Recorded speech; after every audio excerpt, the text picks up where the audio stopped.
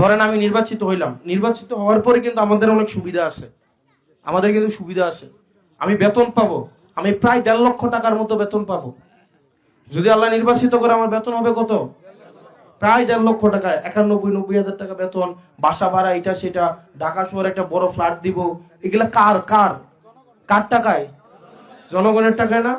এরপরে আরো সুবিধা দিবে। সুবিধা হচ্ছে এই যে গাড়ির, রাস্তায় গাড়ি আছে না, এই গাড়ির দাম ধরেন একটা 10 লাখ 12 লাখ টাকা, কিন্তু আপনি কিনতে যান এই গাড়ির দাম 50 লাখ টাকা, কারণ আপনাকে ট্যাক্স দিতে হয়। কি দিতে হয়? ট্যাক্স। কিন্তু এমপিরা গাড়ি কেনার সময় ট্যাক্স লাগে না। তারা কি তা করে জানেননি? ধরেন একটা গাড়ির দাম ধরেন 8 কোটি টাকা, V8 একটা গাড়ি মডেলের, গাড়িটার দাম কত? আপনি কিনতে যাবেন 8 কোটি টাকা লাগবে, কিন্তু আমি যদি এমপি হই আমার লাগবে 2 কোটি টাকা। আমি কি করব? আপনার থেকে আমি 6 কোটি টাকা নিব, নিয়ে গাড়িটা কিনলাম, আমার লাভ কত? কয় টাকা? আর আপনার লাভ কয় টাকা? 2 কোটি। কারণ আপনি কিনতে গেলে লাগতো কত? আর কত বুঝেন না কেমন? বুঝছেন নি? তার মানে আপনার 2 কোটি টাকা লাভ আর আমার 4 কোটি টাকা লাভ। বুঝছেন? আপনি কি আমার সংসদে পাঠান গাড়ি কিনোনের লেগিয়া? গাড়ি কিনোনের লেগিয়া আরো সুবিধা আছে এমপিরা। সুবিধা কি জানেন নি? ধরেন এই যে রাস্তাঘাট হয় না, এগুলা ধরেন আমি এটা নিজে একটা কোম্পানি খুলতে পারবো, খুললা এগুলার টেন্ডার আমি নিতে পারবো। আমি না নিলাম, আমার আব্বার নামে খুললাম, আমার চাচার নামে খুললাম, জেডার নামে খুললাম, খুললা আমি কাজ আইবো 100 কোটি টাকা, আগে নিজে রাখবো 60 কোটি টাকা, নিজের বাপের কোম্পানি দিয়ে করাবো, দাদার কোম্পানি দিয়ে করাবো, করাইয়া ওই টাকা কই যাবে? নিজের ঘরে যাবে। আমার কি আপনি এমপি বানাইতেছেন নিজের নামে লাইসেন্স করানোর লাগিয়া? লাইসেন্স করানোর লাগিয়া নিজের নামে লাইসেন্স ডেবিট দ্বারা করছিনি? করছিনি? খোঁজ নিয়ে দেখেন করছিনি? আপনি কি চান আমি সরকার আইয়া নিজের নামে লাইসেন্স করি, কইরা নিজের নামে কাম করি? হ্যাঁ, নিজের নামে গাড়ি কিনি, এটা এলাকা নিয়ে বানাইতেছেন। অনেক সুবিধা আছে। ওই যে এমপি, আমি যে একটা এমপি, বিভিন্ন জায়গায় আমার অনেক সুযোগ সুবিধা দিবে, ব্যবসা করার ক্ষেত্রে আমি অনেক সুযোগ সুবিধা পাবো। এখন এই জিনিসগুলাকে আমরা বন্ধ করে দেবো ইনশাআল্লাহ। আমরা এমপি হওয়ার পরে আল্লাহ যদি তৌফিক দেয়, কোন এমপি ট্যাক্স ফ্রি গাড়ি কিনবে, এই রিচুয়াল আর বাংলাদেশে থাকবে না। আমি কথা দিয়ে যাচ্ছি, আমি নিজে তো কিনবো কিনবো না, না নাই, আমার পরিবারকে ওটার সুযোগ সুবিধা আমি হইতে দিব না। ঠিক আছে? আমারে তো ধরেন আমি চুরি করলে তো ধরা পড়ার সম্ভাবনা বেশি। ধরেন একটা ফইরে যদি 2 বালতি পানি ঢালেন, তাইলে এটা বোঝা যাবে না? বোঝা যাবে? বোঝা যাবে? অনেকটা বালতির মধ্যে যদি 2 জগ পানি ঢালেন, এটা দেখা যাবে নি? দেখা যাবে নি? কারণ আমার কিছু নাই, এখন এর যদি কিছু হয় এটা দেখা যাইবো? দেখা যাইবো না?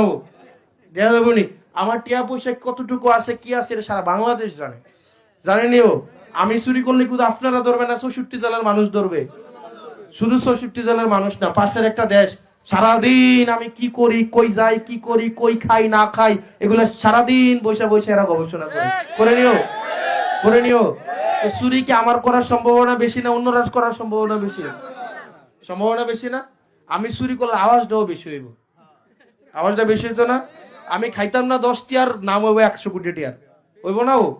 হইব না? কিন্তু আমি কেন চুরি করব বলেন? আমি আপনাদের থেকে যে পরিমাণ, আমার এই নির্বাচন করতে এখানে জামাতের উত্তরের আমির আছেন, এখানে হচ্ছেন দেবিদ্বার উপজেলার আমির আছেন। আমার নির্বাচন করতে উপরে আল্লাহ সাক্ষী, আমার পকেট থেকে আমি 100 টাকাও এখনো খরচ করি নাই, 100 টাকাও খরচ করি নাই। এই যে ধরেন এই যে আজকে প্রোগ্রাম হইছে, আমি জানি না প্রোগ্রাম কারা আয়োজন করছে। প্রোগ্রাম আয়োজন করছে কারা? মানে কারা আয়োজন করছেন? এনসিপি এবং জামাত। এই যে ব্যানার, পোস্টার, মাইকিং, এগুলো কি আমরা টাকা পয়সা দিছি আপনারা? রে আমরা টাকা পয়সা দিছি। এরপরে যে খাওয়াইবেন, এটা কি আমরা টাকা পয়সা দিছি আপনারা? রে দিছি। আমি বরং চুলটা আমার মানুষ টাকা দেয়। গতকাল 1,72,000 টাকা দিছে, 1,72,000 টাকা। গতকাল আমির সাহেব রেডি, আমি পটুয়াখালী গেছি, বাউফলে, ওখানে একজন একটা 2 লক্ষ টাকার একটা চেক দিছে। দিছে না? আমি আড়াইলেছেন না আসেনি? এটা না আড়াইলেছেন আসেনি?